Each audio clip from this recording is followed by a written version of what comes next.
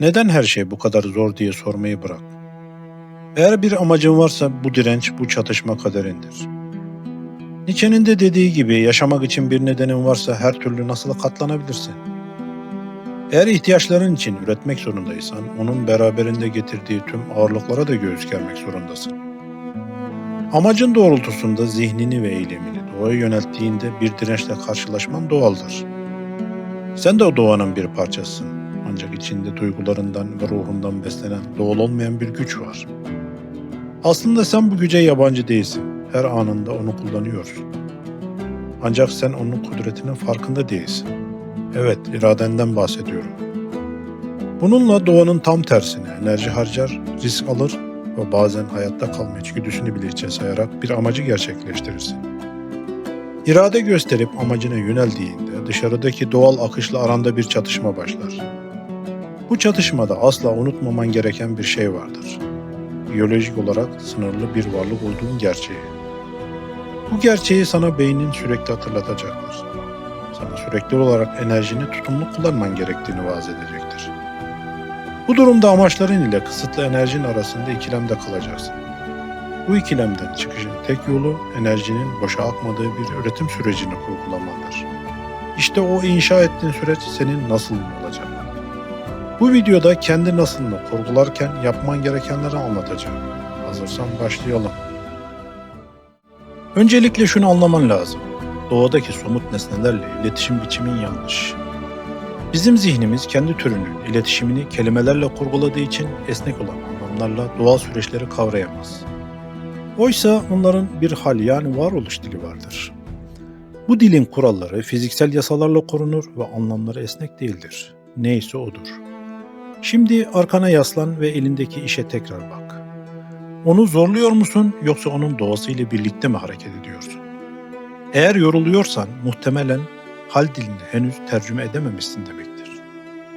Aslında nesnenin sana direnmesi sınırlarını ve imkanlarını anlatma biçimidir. Sadece bunu anlamakta zorluk çekiyorsun. Şimdi sana bu dili öğren diye zahmetli ve uzun bir süreci tetiklemeyeceğim. Bunun en kısa yolunu anlatacağım. Merak etme, tekerleği yeniden icat etmek zorundasın da demeyeceğim. Aksine o tekerleğin en az sürtünmeyle nasıl döndüğünü çoktan keşfetmiş olanların izinden gideceğiz. En kısa yol şu: bu dili ana dilli gibi konuşanları bul ve o ustaları izle. Ustanın kelime anlamı us ile yani akıl ile iş yapan kişi demektir. Dolayısıyla o nesneyi kendi zihnine göre bükmez. Nesnenin bükülme isteğine ve doğasına eşlik eder. Enerjisini boşa harcamaz. Direncin başladığı yerde durup akışın olduğu boşluğu bulur. Kendi nasılını kurgularken bu dili kullananların yolundan yürü. Onlara nasıl yapıyorsun diye sorma. Çünkü sana anlamları esnek kelimelerle cevap verecekler ve sen yine o dili kavrayamayacaksın. Sen onların yöntemleriyle, nesnelerle iletişime geç. Onları zorladığında sana gösterdikleri direnci hisset. Akışındaki boşluğu sen de keşfet.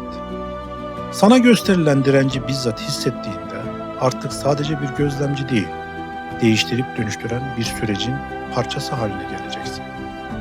Enerjin azalıp yorulduğunda dur ve dinle. Amacın için eylemlerini başladığı nokta ile süreçte geldiğin noktayı kıyasla. Eğer amacına uygun değilse geldiğin süreci tekrarlamaktan bıkma. Zorlayıcı süreçlerindeki kararlarında hem beynin hem de çevren baskın olacaktır. Sana çabalarının boşa vakit ve enerji kaybolduğunu sürekli vaaz edebilirler. Sen amacına odaklan. Bazen amaca ulaşmak için zorlayıcı yollardan geçmen gerekir. Çünkü bu yollar da birer deneyimdir ve deneyim amaçların en güçlü öğretmenidir. Buraya kadar anlattıklarımızdan somut nesneler üzerinde üretim süreçlerimizi nasıl yürütmemiz gerektiğini kurguladık. Ancak üretimsel süreçler sadece somut nesneler üzerinde yapılmaz. Bir düşüncenin dil veya yazılımsal kod aracılığıyla yapısal bir forma bürünmesi soyut nesneler üzerindeki üretim sürecidir. Somut üretimde nesne anlamın taşıyıcısıdır. Soyut üretimde ise anlamın kendisi üründür. Bu alanda da birçok dirençle karşılaşırsın. Soyut üretimde karşılaşılan dirençlerin çok büyük bir kısmı zihindeki saf anlam ile anlamı dünyaya döken dilsel araç arasındaki uyumsuzluktan kaynaklanır. Bir fikri yapısal bir forma büründürürken doğru kavramı seçmemek, yanlış bir vidayı yanlış bir yuvaya zorlamakla aynı fiziksel direnci yaratır. Bu zorlukları okuyarak, tartışarak veya üzerinde düşünerek aşabilirsin. Evet, tüm bunlardan sonra sana kendimin de deneyimlediği bir acı gerçekten bahsedeceğim. Bu itiraf seni biraz incitip motivasyonunu düşürebilir. Hani o uykusuz gecelerin o hal dilini çözmek için verdiğin destansı mücadele var ya, hatta o malzemeyi ilmik ilmik işlerken döktüğün fiziksel ve zihinsel ter. Şunu bilmen lazım, hiç kimsenin umrunda değil. Evet, yanlış duymadın. Nihai kullanıcı senin o süreci nasıl ustalıkla yönettiğinle ilgilenmiyor. O nesnenin doğasına karşı gösterdiğin direnci ya da o direnci kırmak için ne kadar kullandığını merak etmiyor. Peki neden? Neden kimse senin o kutsal emeğinle ilgilenmiyor? Çünkü kullanıcı sadece kendi hayatındaki direncin yok olmasıyla ilgilenir.